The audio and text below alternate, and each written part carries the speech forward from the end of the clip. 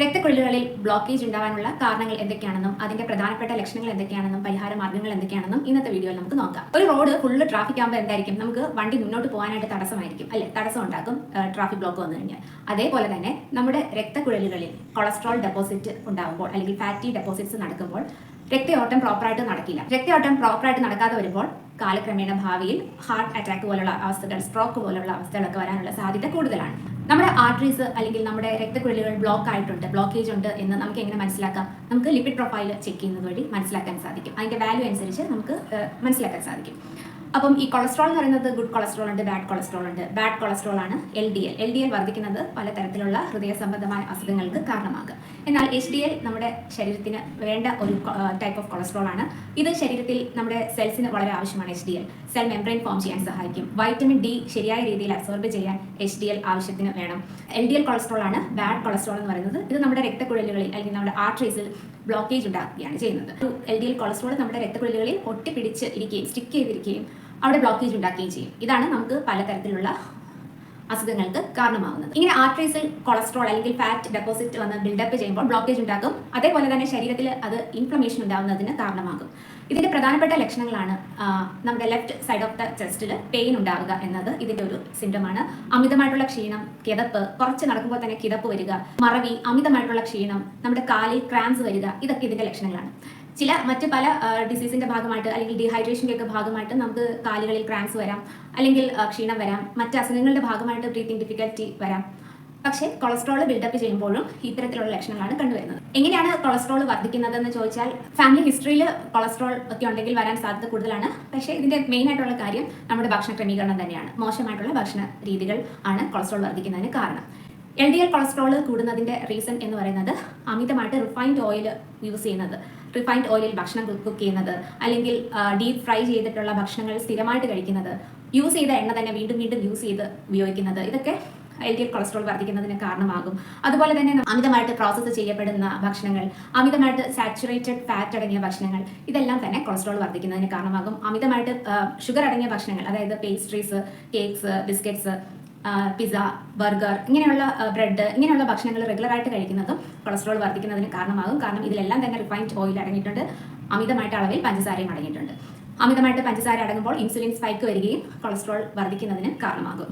അതേപോലെ ചില ഭക്ഷണങ്ങളിൽ, പാക്ക് ചെയ്യപ്പെടുന്ന ഭക്ഷണങ്ങളിൽ ഹൈഡ്രജനേറ്റഡ് ഓയിൽസ് അടങ്ങിയിട്ടുണ്ട്. ഇതൊരു ട്രാൻസ് ഫാറ്റ് ആണ്. ഇതും കൊളസ്ട്രോൾ വർദ്ധിക്കുന്നതിന് കാരണമാകും. അതായത് ബിസ്ക്കറ്റ്, ടിൻഡ് ആയിട്ടുള്ള പാനീയങ്ങളിൽ, പാക്ക് ചെയ്യപ്പെടുന്ന ഭക്ഷണങ്ങൾ, നമ്മൾ പുറത്തുനിന്ന് വാങ്ങുന്ന മയണൈസ്, പുറത്തുനിന്ന് വാങ്ങുന്ന പീനട്ട് ബട്ടർ, ഇതൊക്കെ ഹൈഡ്രജനേറ്റഡ് ഓയിൽ അടങ്ങിയിട്ടുണ്ട്. ഇത് ട്രാൻസ് ഫാറ്റ് ആണ്. ഇത് കൊളസ്ട്രോൾ വർദ്ധിക്കുന്നതിന് കാരണമാകും. അതുപോലെ അമിതമായിട്ട് ശരീരഭാരം, അതായത് നമ്മുടെ ഹൈറ്റ് വെയിറ്റ് റേഷ്യോ BMI കൂടുതലാണെങ്കിലും ബോഡി മാസ് ഇൻഡെക്സ് കൂടുതലാണെങ്കിലും കൊളസ്ട്രോൾ വർദ്ധിക്കുന്നതിന് കാരണമാകാം.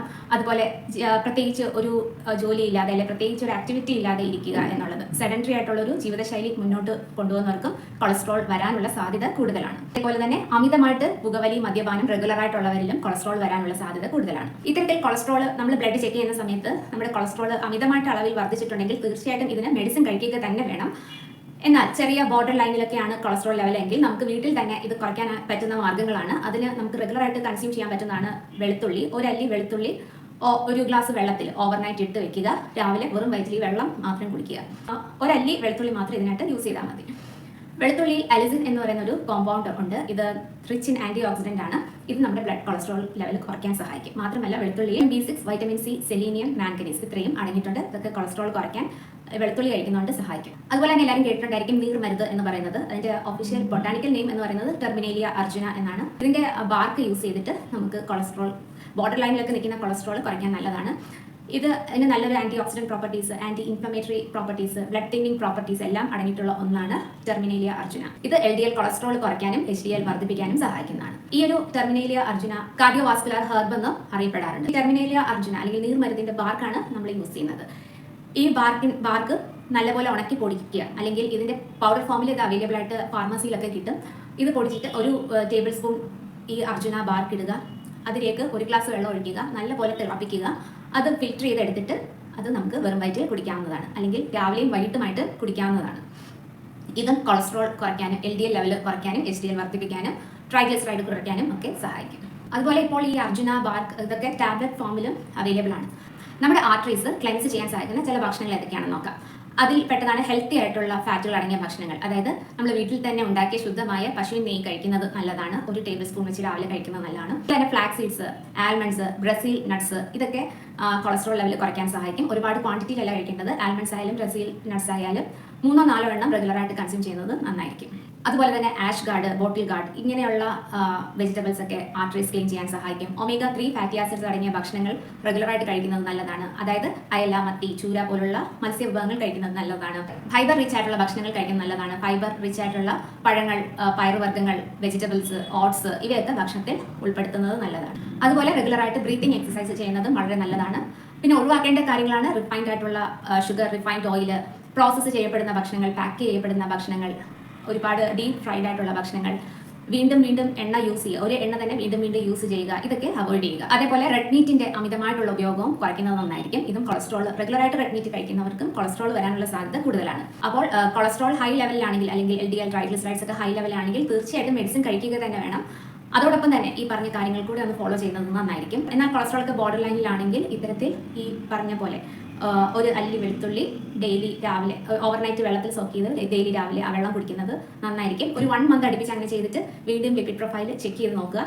കുറവുണ്ട് എങ്കിൽ ഓൾട്ടർനേറ്റ് മന്ത്സിൽ അങ്ങനെ കണ്ടിന്യൂ ചെയ്യാവുന്നതാണ്. അല്ലെങ്കിൽ മെഡിസിൻ കഴിക്കുക തന്നെ വേണം. ഈ ഒരു വീഡിയോ എല്ലാവർക്കും യൂസ്ഫുൾ ആകും എന്ന് പ്രതീക്ഷിക്കുന്നു. മറ്റൊരു വീഡിയോയുമായി വരുന്നതുവരെ എല്ലാവർക്കും നന്ദി, നമസ്കാരം.